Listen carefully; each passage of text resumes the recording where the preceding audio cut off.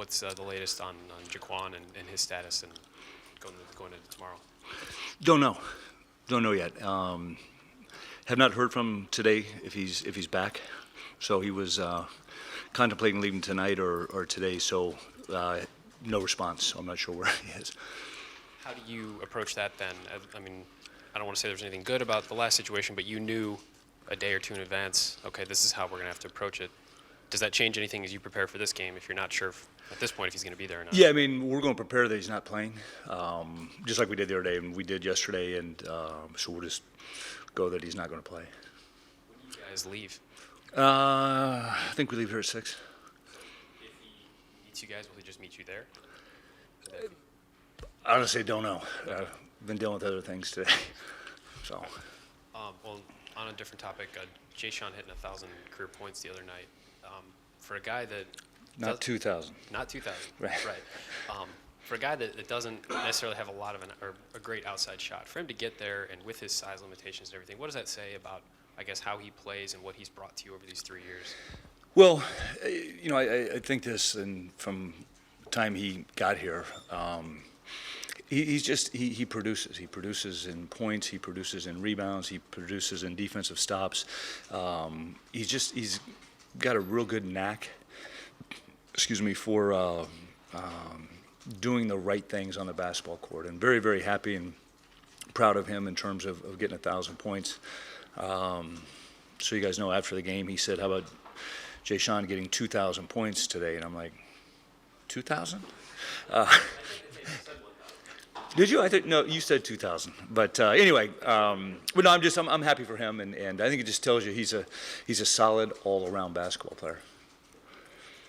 The Harden you played with Saturday, I thought was quite a difference. I thought. I mean, if you can bring that. Yeah, we have to. Yeah. To the wall, we're down 2 starters. Yeah. Clay, I thought that the guys did a very good job of competing. We're down 9-0. Marcus fouled. There's a timeout. He's got 2 free throws coming up. But I said, look, they've done. Here's how they've scored. Don't cave in. You got to keep fighting. And even the end of the first half, we were saying, hey, let's go in under 10 at halftime. And they made a couple plays, and you're down 14. But I thought.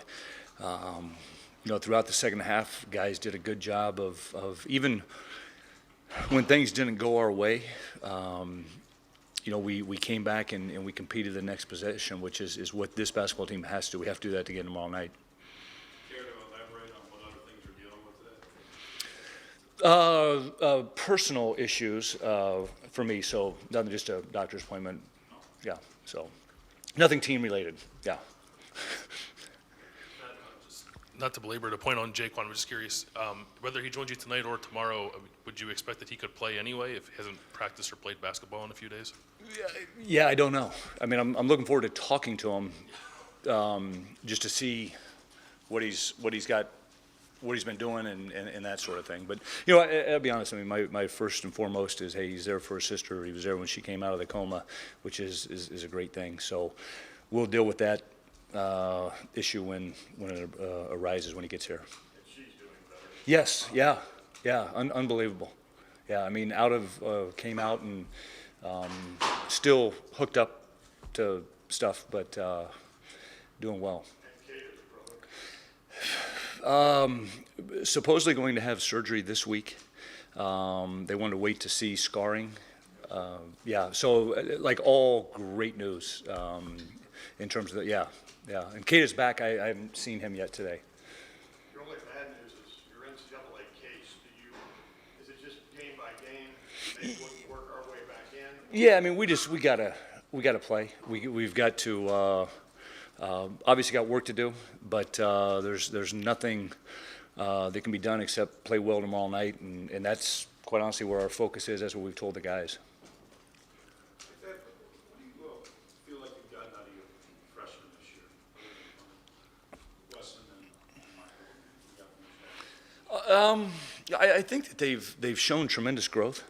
I really like the development that they've made, and I throw CJ in there too. I know he's technically a sophomore, but he's kind of like a freshman.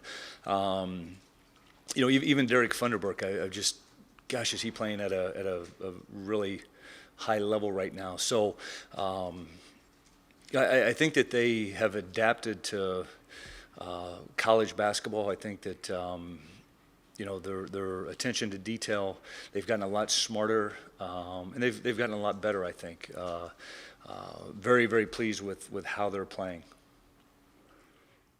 Would you have liked to see more production, just points and rebounds? Yeah, but I mean, it sort of is what it is. I mean, in terms of, everybody's making a big to-do that Maryland had 33 bench points. We didn't have any. Hey, I thought the looks that Micah had were good shots. I think that,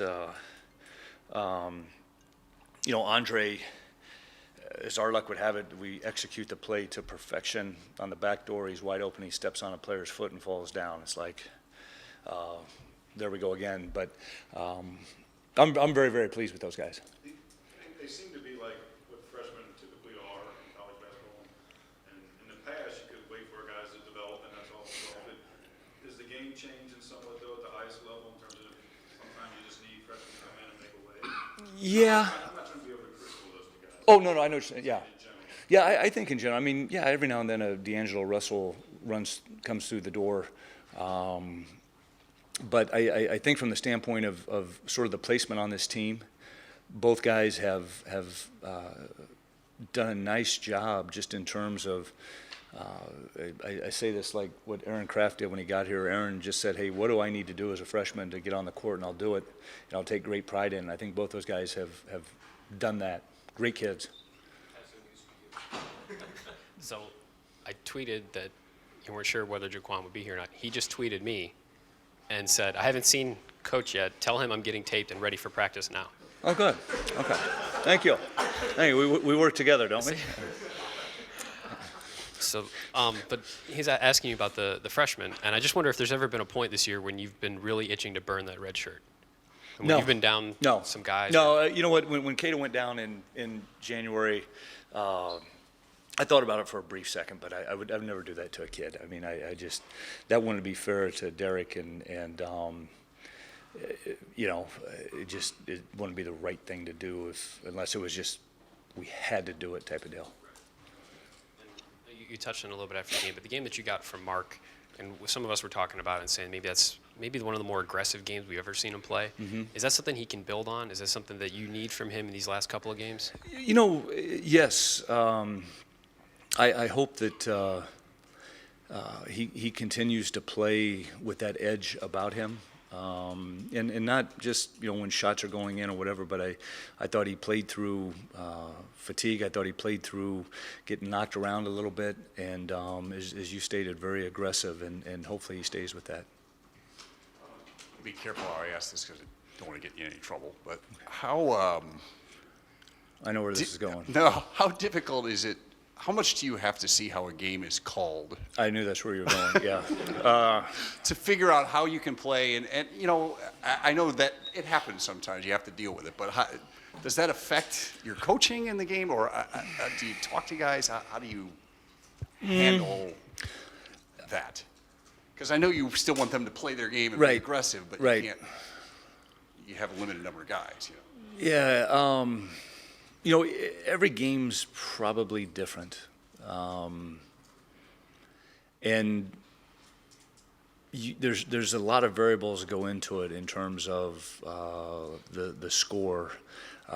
Would I have lost my mind? Yeah, the other day, but I thought, hey, God, I can't give him 2 points right now and the ball back. So we talk about trying to, in the first 4 minutes, get a feel for how and what is going to be called, and but you just hope that the guys, the longer it goes, the better they get at doing that. But yeah, it's difficult. Do you, after a game like that, go over screens, or do you feel like setting the proper screen, or do you feel like that was just one of the games where they're calling it close and we do okay with it? Yeah, I mean we do, but it's the beauty. I mean, sometimes it is, sometimes it isn't, and so there's a little bit of a challenge there. but probably not as much as, when it happens during a game, people flip out, or as I do, and then you got to get on to the next thing, and hey, we all make mistakes. I'm thinking of officiating at Maryland. They were there. Real quick, Michigan State going on the road playing there. What do you think are keys for you to get it done? Well, it's Michigan State. I say this: Michigan State is Michigan State. They're going to have a tremendous push in transition. They're trying to score as quick as they can. If it's not there, they're going to execute one, sometimes two sets in a possession, and finishing them with rebounding is something that is going to be very important.